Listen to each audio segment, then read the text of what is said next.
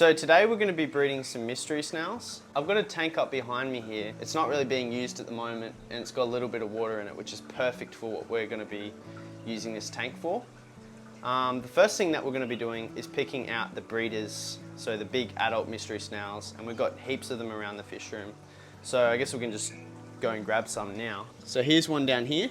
The tank doesn't have to be anything special either. They're not hard to breed, but it will take a little bit of effort. So there's another one down in this tank. There's actually two. This one's really good. Come have a look at this one. I once heard a thing that said the females tend to dwell up the top of the tank. Nice big yellow one. Also grab this other one in here. The reason I have these in all of my aquariums is because they clean the tanks really well. So they eat all the uneaten food. They love living in amongst this phallicin area for some reason or other. Here's one here. There's another one back up in here. Here's another one. There's so many in here.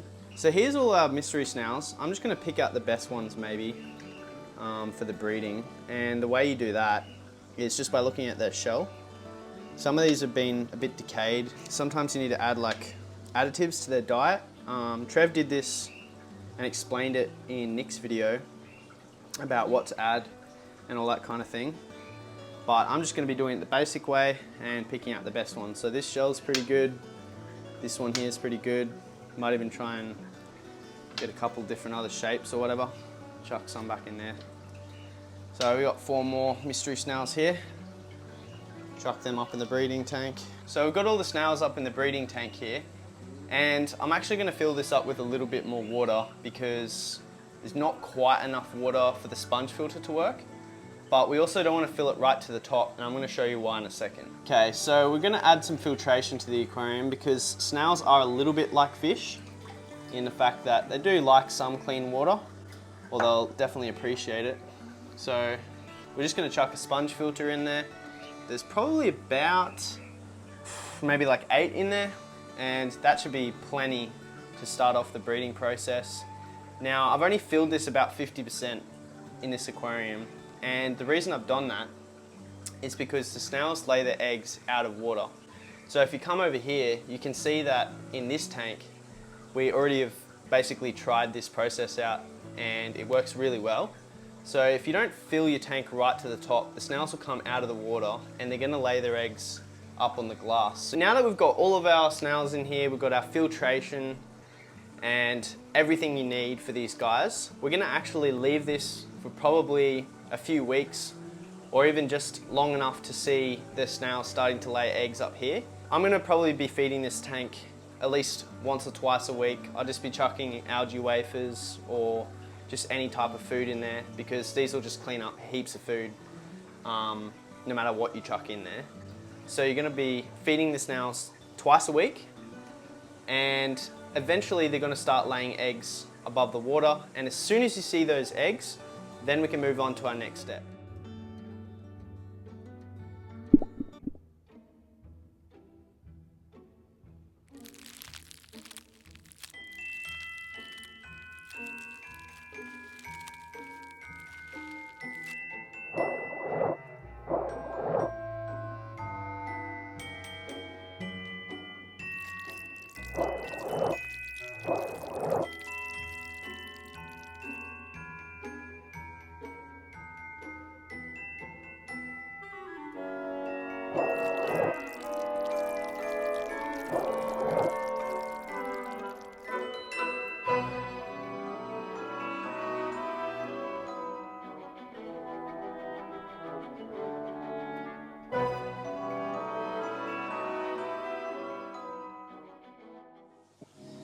Alright everyone, so it's only been about 10 hours since we've put these guys in here and we've already got some breeding action.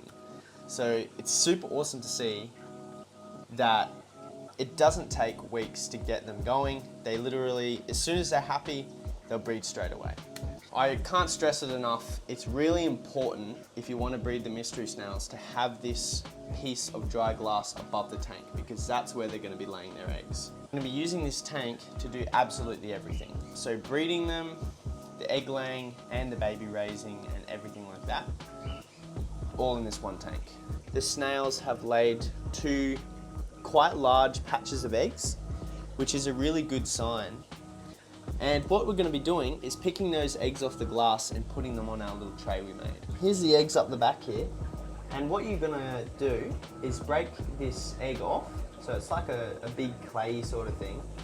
Now these are really fresh eggs, so they're not very hard. I just crumpled a couple of eggs just then, which is not too good. So you're probably going to have to leave these on the glass for a little bit longer. It looks like these are super freshly laid. So when your snails lay the eggs on the glass, they're going to be soft for a little while. I'm not sure how long it takes for these eggs to actually harden to the point where you can pick them off the glass. These eggs here have been laid so recently that they're actually still soft. So we're now just going to leave those other eggs that we haven't pulled off. We're going to leave them to dry because they're actually too soft to pull them off right now. So we'll wait a little bit. We might have to wait a few hours, maybe even a day, for them to get dry enough for us to move on to the next step, pull them off and put them on the grill. It's now been about 3 days and the eggs at the back on that back panel of glass have now hardened, and we've actually picked off the largest clump or the biggest section of eggs and laid it on our grill, ready to go, ready to hatch. So I basically just got the two biggest sections or the two bigger clumps of eggs and put them on the grill, and that's it. That's the whole process. It's super easy. The only effort you need to put in is chucking food in there, picking off the eggs, and then every day sprinkling a little bit of water over those grills to keep the eggs wet. Once the snails start falling down through that mesh, the only thing you need to do after that is take care of the babies, and it's just the same as taking care of the adults. Like, they're not hard, they're super easy. In fact, I don't even do anything. This tank has maybe like 200 or 300 baby mystery snails crawling all around in here, and all they eat is the leftovers from the baby bristlenoses that are in here. So you don't need to feed them tons of food. I find even just chucking an algae wafer in there twice a week, just like the adults, is fine. And I definitely think that you guys should give it a shot. Definitely recommend it. Yeah, don't forget to like and subscribe, and I'll catch you guys in the next one.